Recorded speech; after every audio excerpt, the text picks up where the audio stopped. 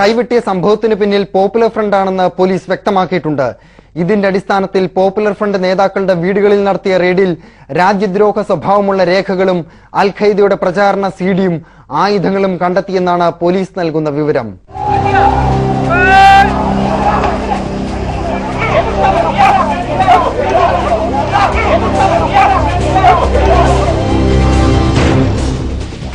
ചോദ്യപേപ്പർ വിവാദം പൊട്ടിപ്പുറപ്പെട്ടപ്പോൾ തന്നെ പോപ്പുലർ ഫ്രണ്ട് പ്രക്ഷോഭത്തിന്റെ മുൻനിരയിലുണ്ടായിരുന്നു. അന്നത്തെ സമരം പലതവണ അക്രമാസക്തമാവുകയും ചെയ്തിരുന്നു. തൊടുപുഴയിലെ ചോദ്യപേപ്പർ ഇസ്രയേലിനടക്കം പങ്കുള്ള ഗൂഢാലോചനയായാണ് പോപ്പുലർ ഫ്രണ്ട് അവതരിപ്പിച്ചത്. അധ്യാപകന്റെ കൈവെട്ടിയതിന് പിന്നാലെ നടത്തിയ അന്വേഷണത്തിൽ തന്നെ ഇവരുടെ പങ്ക് പോലീസ് സ്ഥിരീകരിക്കുകയും ചെയ്തു. ആയിരക്കണക്കിന് സ്കൂളുകളിലെ ക്രിസ്ത്യൻസ് നടത്തുന്ന സ്കൂളുകളിലെ മുസ്ലിം പെൺകുട്ടികൾക്ക് തലമറച്ചു പോകാനുള്ള പ്രാഥമികമായ അവകാശം നിഷേധിക്കുന്നു. ഹിൻബാദ് പാലം എന്ന് പറഞ്ഞ വളരെ നികൃഷ്ടമായ ഒരു കൃതി പിന്നീട് ഇറങ്ങുന്നു. അതുപോലുള്ള പുസ്തകങ്ങൾ ഇറങ്ങുന്നു.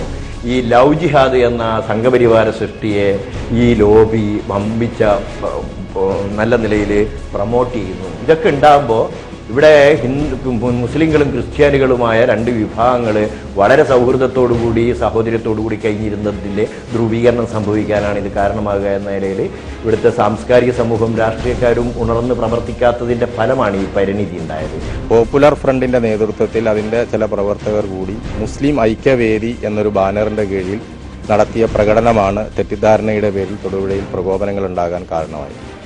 യഥാർത്ഥത്തിൽ ഇവിടെ ഈ തൊടുപുഴയിൽ സ്വാധീനമില്ലാത്ത, തൊടുപുഴയിലെ സമാധാനകാംക്ഷികൾ വളരാൻ അനുവദിക്കാത്ത, തൊടുപുഴയിലെ മുസ്ലിം ജനസമൂഹം അവജ്ഞയോടുകൂടി തള്ളിക്കളഞ്ഞ പോപ്പുലർ ഫ്രണ്ടിനും NDF-നും ഈ ചോദ്യപേപ്പർ വിവാദത്തിന്റെ മറവിൽ ഒരു രാഷ്ട്രീയ സ്വാധീനമുണ്ടാക്കുക എന്ന ഒളി അജണ്ടയാണ് NDF-ഉം പോപ്പുലർ ഫ്രണ്ടും കൂടി തൊടുപുഴയിലും അതിനോടനുബന്ധിച്ച സംഭവങ്ങളിലൂടെയൊക്കെ ഉണ്ടായിക്കൊണ്ടിരിക്കുന്നത്. പോപ്പുലർ ഫ്രണ്ടിന്റെ പ്രവർത്തകരുടെ വീട്ടിൽ നടത്തിയ റെയ്ഡിൽ നിർണായക വിവരങ്ങൾ ലഭിച്ചു എന്നാണ് പോലീസിന്റെ വെളിപ്പെടുത്തൽ. കുഞ്ഞുണ്ണിക്കരയിലെ കുഞ്ഞുമോന്റെ വീടിന്റെ പരിസരത്ത് ഒളിപ്പിച്ച ഇന്നോവ കാറിൽ നിന്ന് അൽ ഖൈദയുടെ പ്രചാരണ സീഡ് ലഭിച്ചു എന്നാണ് പോലീസ് നൽകുന്ന വിവരം.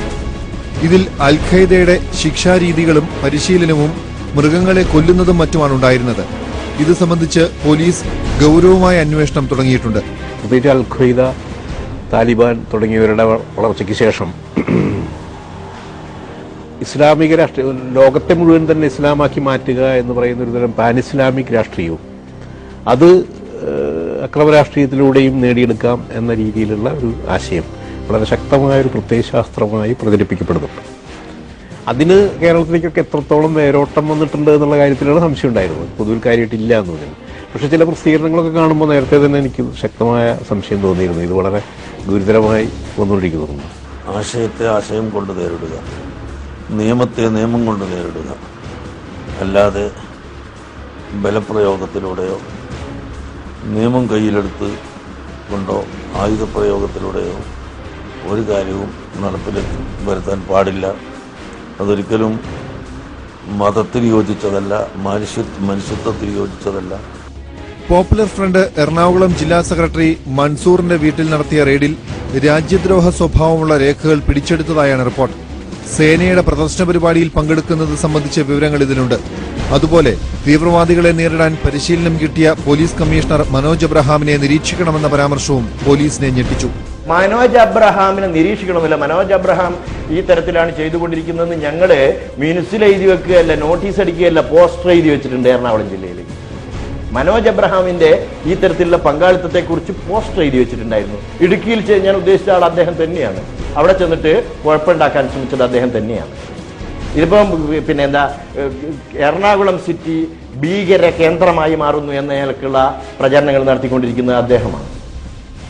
ഇതൊന്നും ഞങ്ങൾ മ്യൂണിസിൽ സ്വകാര്യമായി എഴുതി വെക്കുന്ന സംഗതിയല്ല. ഞങ്ങളെപ്പോലുള്ള ആളുകളൊക്കെ പബ്ലിക്കായിട്ട് പ്രസംഗിച്ചുകൊണ്ടിരിക്കുന്നതാണ്. വലിയ വെണ്ടക്കാക്ഷരത്തിൽ പോസ്റ്റർ അടിച്ച് ഇറക്കിയിട്ടുണ്ട്. ആലപ്പുഴയിൽ നടത്തിയ റെയ്ഡിൽ വാളടക്കമുള്ള ആയുധങ്ങളും തൈക്കാട്ടുകരയിൽ നടത്തിയ റെയ്ഡിൽ തോക്കും പോലീസ് പിടിച്ചെടുത്തു. ഇമജിമ്മിയ വേഗത്തിൽ പലരും പ്രഭുക്കളായതെങ്ങനെയെന്നും പോലീസ് അന്വേഷിക്കുന്നുണ്ട്. അതുകൊണ്ട് NDF-ന്റെ ചരിത്രവും പ്രവർത്തന രീതിയും സാമ്പത്തിക സ്രോതസ്സുകളും കൂടുതൽ പരിശോധന ആവശ്യപ്പെട്ടു.